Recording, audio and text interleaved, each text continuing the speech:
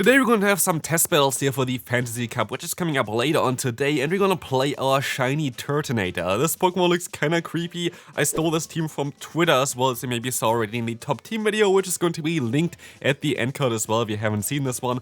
But let's take a look at some battles for this cup, so you can be prepared on what is going on, or what Pokemon you want to bring, and how the meta is going to look like. We're going to have a team here with the Azumarill on the lead, the Sasop of our actually 100% variant of the Flygon there, Flygon 100%. Kinda have to build this one for the Master League eventually, but yeah, not right now. And we're going to have also in the back our Turtonator, which kinda functions as a sweeper. Since the Incinerate buff, this Pokemon got a little bit of a boost for especially this kind of cup. As you're gonna see here, it's on rank 7 on PV Poke, which is kinda wild for this kind of Pokemon, because before there was never a case where Turtonator was actually meta. But nowadays, I guess for this cup, it can be meta. And here we're going to have already a great elite matchup for us.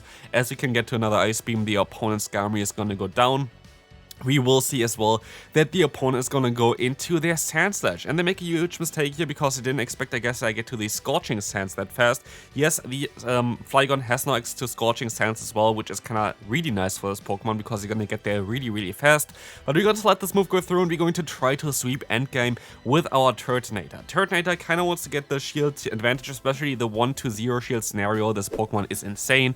And as you can see here already, the buffed Incinerate damage against an alone Sandslash is just so crazy. We're gonna see the Clefable swapping in, and we can go for the big overheat. Stab move doing a ton of damage. Boom, Needy knocking out the Clefable. They can still knock out our Azumarill, but we still should be kind of fine here, as we can go for one more Incinerate against this Pokemon and one more Incinerate against the Sandslash, and so we will be able to win this first game.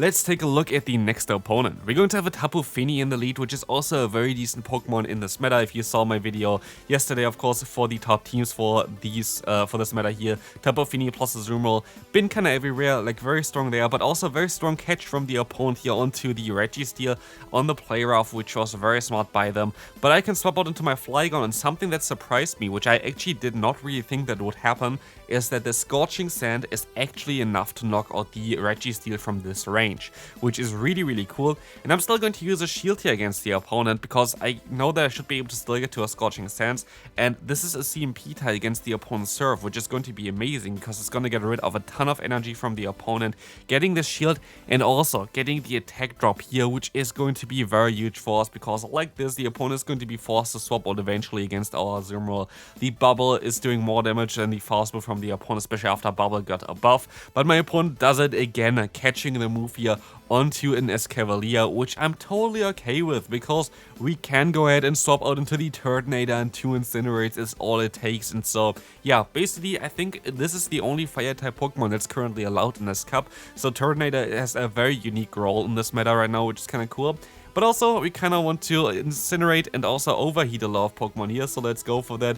First Overheat is coming through against the opponent's Tapu Fini, going to get shielded most likely, as I still have a shield left, but this does not matter, as we can still reach to another one, and this is gonna get the knockout, and it just showcases how strong the Turtonator can be.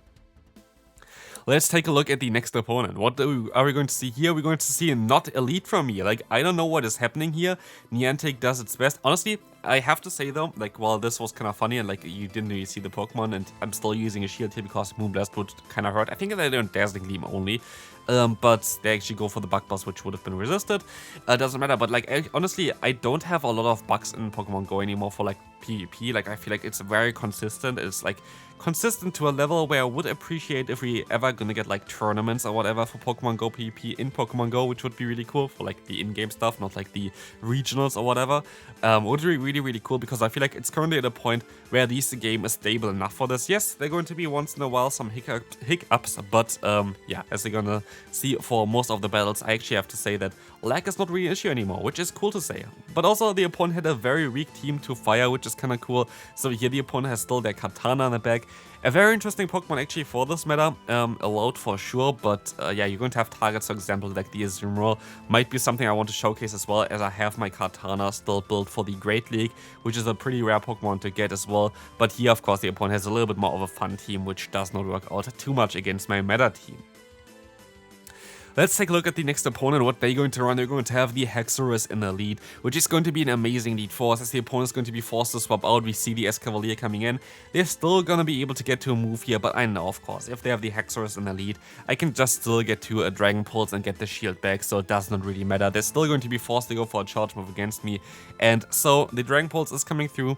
I will be able to realign for sure. They're still going to be able to go for a Breaking Swipe at this point. Most likely, yeah, now after I went for another Incinerate. This is going to get the knockout. They could have went for one more fast move, but I don't think it really matters. I'm now going to be able to get into my Azumarill. They're locked in this matchup. They're forced to go for a charge move here as well and waste a ton of energy on a double resisted Breaking Swipe as they're going to swap out into the Skarmory. What I'm going to do next is I'm going to swap out into my Flygon, which does not really make too much sense because all our moves are going to be resisted by the Skarmory, but we can still go for the Scorching Sand and just hope for the debuff. The opponent actually going to use a shield here as well, which is kind of interesting. But now at this point, I'm just going to sacrifice my Flygon. Flygon already did what it's supposed to do, just getting the shield, because the Azumarill basically is completely free now. I can use a shield if I want to. If I think this is like a Brave Bird or whatever, it is not a Brave Bird, but it still should be fine as bubble damage is adding up. I can go for the Ice Beam, and even a Brave Bird, I think I still would be able to survive, and I should still be able to go for an Ice Beam then as well against the opponent's last Pokemon, but they're actually gonna go down there anyway, and so this Ice Beam should be enough against the Hexorus to win this game. So again, good game. This team is actually pretty amazing. Let's take a look at the next opponent. Here we're going to have a little bit of a tougher matchup for this one. If you saw like the top team video as well, you saw this team in there as well, and I talked a little bit about that the Azumarill can be a little bit of a trickier one, especially if you lose CMP, and I basically have the lowest attack possible on Azumarill, which kind of means that I'm most likely going to lose every CMP. This lead matchup can be a little bit tricky, so maybe if you have like still a little bit of an attack weighted Azumarill, it might be very decent for the lead here, because I would imagine for this cup that you're going to encounter a lot of Azumarill in the lead. So winning CMP kind of secures you to get the lead matchup, like the win for the lead matchup, which is kind of nice. But as you're gonna see here, the opponent is going to be able to win the CMP tie against me. What I kind of want to do, if like this is going to happen, like I think it's happening, the opponent goes for their play rough, I go for my play rough. I kind of want to catch the next play rough on my Turtonator. Turtonator as a say-swap can still function out as well, and you would be able to easily survive that one. But the opponent is deciding to swap out first, and now I'm just gonna go into my Turtonator anyway and completely demolish the opponent's Sandslash, which is kind of wild, as I can now just shield up the Durarun.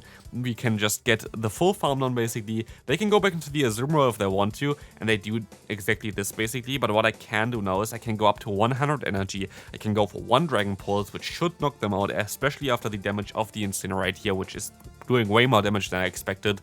And as you can see, they're gonna let this move go through. They're still going to have a Dragon type in the back. I get this move off, which I don't think I should have been able to get off, and I think it might have been a different game with it.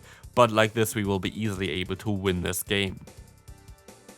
Next opponent, we're going to have the Alolan Sandslash in the lead, and this is a lead where you have to stay in kinda, but also, I don't know, like maybe you can even argue of swapping out eventually. It's a little bit of a trickier matchup because you're not running Hydro Pump. The Azumarill really wants to run 3 different charge moves in this current meta, because Ice Beam is pretty important to get just fast 2 moves for like those ground and dragon type Pokemon. Play Rough, while it might not be as important for like the dragon type Pokemon because you already have Ice Beam, it is definitely needed for the mirror matchup, because otherwise you're going to have a little bit of a tough time there with Ice Beam and Hydro Pump. And Hydro Pump of course is going to be great for those steel type Pokemon, which are also pretty common in a cup where steel types, the fairy types as well as the dragon types are allowed. But yeah, still, here we're going to be able to still go for the Dragon Pulse against the opponent's Dragonair, allowing us to get the shield from the opponent, and so their shield's down. I still have my Azumarill laying around there, so we're going to be in a great spot at this point. We're going to be able to let this move go through. They're not going to knock me out immediately, but one more fast move is all it takes. And I can swap into my Azumarill, just go for an Ice Beam, and then I have my Flygon in the back with a shield advantage, which should be kinda enough to win this game here, hopefully. The Play Rough is going to get the knockout here. And we see the Stunfisk in the back, and they have no chance here. The Scorching Sands is going to be enough to just get the knockout here immediately, most likely. Or is it actually going to survive, which is crazy for them. They're going to still get the attack drop there.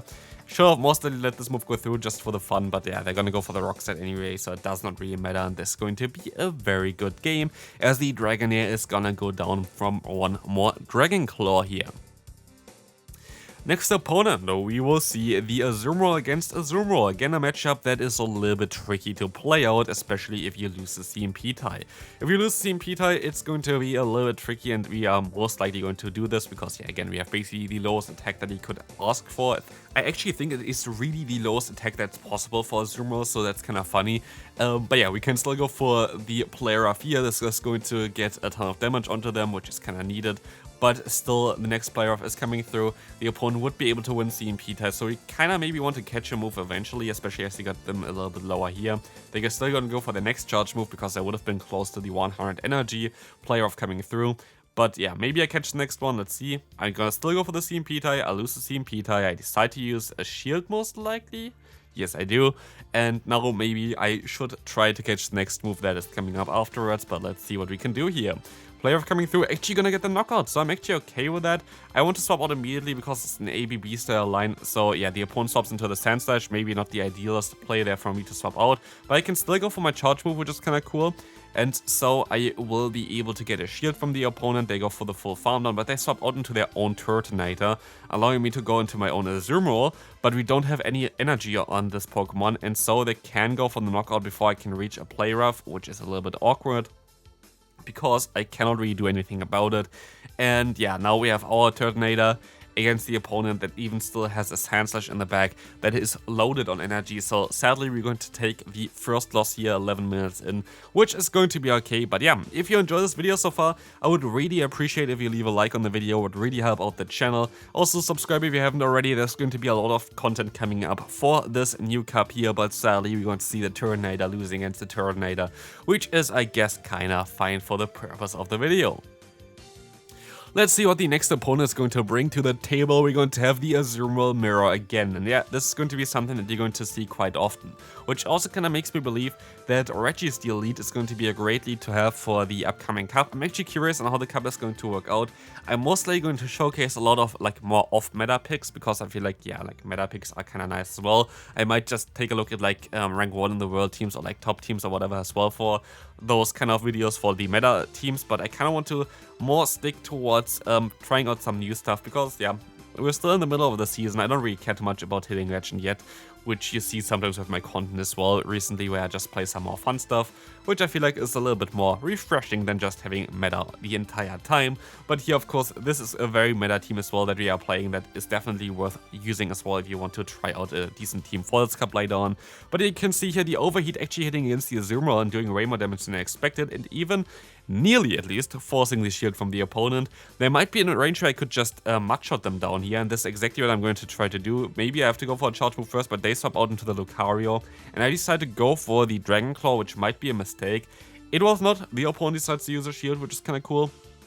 I'm still going to use a shield here as well because I thought it might be like the fire move or whatever, which would have done a little bit more damage, the Blaze Kick, but now they're actually running the Power Up Punch, which is a little bit more annoying, as we can now see that we can swap out into the Azumarill and I can still reach the Ice Beam in time, and I think Ice Beam is enough. Lucario is insanely squishy, and so this is going to be a very good game as the opponent's Azumarill has no play at all anymore.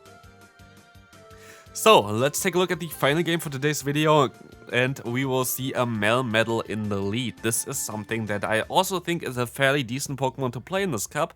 It's kind of like Registeel, a little bit faster, a little bit less bulky, like actually way less bulky, but having access to the move Superpower plus Rock Slide is kind of decent in the current meta, and I decided to keep my Azumarill around for a little bit, and I decided to use a shield here as well because Superpower would hurt me quite a bit, but you kind of want to get out those Pokemon, and I can see here that they're going to have a Weezing in the back. I maybe misplay this one a little bit, but let's take a look at this. We're gonna see that I'm gonna go for the Dragon Claw. I could have just ran for 2 times for my ground move, I think. But let's see here, we're gonna see the shield coming up. I can still go for my Scorching Sands afterwards, which is going to hopefully get another shield or get the knockout. Let's see, it's gonna get the next shield as well. And if I actually went for 2 Dragon Claw base, I would have been able to get 2 still the Scorching Sands now. But it's going to be okay. We're still gonna get them fairly low, and 1 Ice Beam would be enough, I guess, to knock them out. Well, let's see if this is actually going to be enough. It's going to be close. It is enough, and so we wasted all their energy. They're gonna go back into the MEWeedle. I know that they can still go for the Rock Slide, but basically now we should be able to outspeed any Pokemon with our Turtonator. It's going to be the Danny in the back. And with this, it's going to be actually kind of nice because we go up to 100 energy, and I kind of want to have for the end here another sweep of the Turtonator for this cup. So let's take a look at this. Turtonator gonna go for one more charge move here, overheat, boom, and Turtonator has still not enough. Another overheat is coming through, and with this I can say thanks all for watching. Take a look at the videos that are on the screen. One is about Annihilate, which is coming to Pokemon Go, which is going to be very important for the Go Battle League, as well as of course the top teams for this meta. So see you then, bye bye.